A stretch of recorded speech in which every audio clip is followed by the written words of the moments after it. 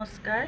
বৰ্ণিল যাত্ৰাপথত অভিজ্ঞতাৰ ডায়েৰীৰ অন্য এটি খণ্ডলৈ আপোনালোক সকলোকে মই স্বাগতম জনাইছোঁ। আজিৰ মোৰ বিষয় হৈছে প্ৰভাতী পক্ষীৰ কল্লোলিত ধ্বনি।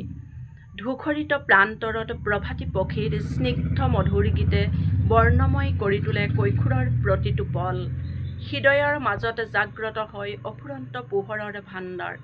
চেতনাৰ গভীৰত প্ৰাণ পাই উঠে প্লাৱন বিলোৱা দিনবোৰ। পুৱাতেই যেতিয়া নানা পক্ষীয়ে সুমধুৰ গীতযোৰে দুৰন্ত মনো উৰন্ত কৰি তোলে। পক্ষীৰ কলকাকলিত অনুভৱৰ জোৱাৰ উঠে, চৌপাশৰ পৰিৱেশ আনন্দময় হৈ পৰে। বৰ্ণিল আকাশৰ তলত সিহঁতৰ গানৰ তালত ক্লান্তি উপশম হোৱাৰ লগতে উজলি উঠে প্ৰাণময় জ্যোতি চৌদিশ ব্যাপী।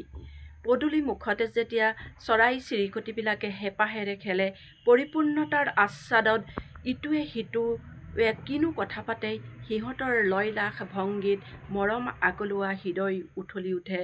যন্ত্ৰণাই স্পৰ্শ কৰা হৃদয়তো স্নেহৰ বন্ধন বাঢ়ি যায়। চিত্ৰলেখী আকাশৰ বুকুত নানাৰঙী চৰায়ে গোৱা প্ৰশান্তিৰ গীতবোৰ শুনি কল্পনাৰ সাগৰত সাঁতুৰি নাদুৰি কোনোৱে পাতে ৰঙীন মেলা, আকৌ কোনোৱে ভাৱনাৰ ঢৌতে ব্যাকুল হৈ সংগোপনে আঁকে নানা ছবি।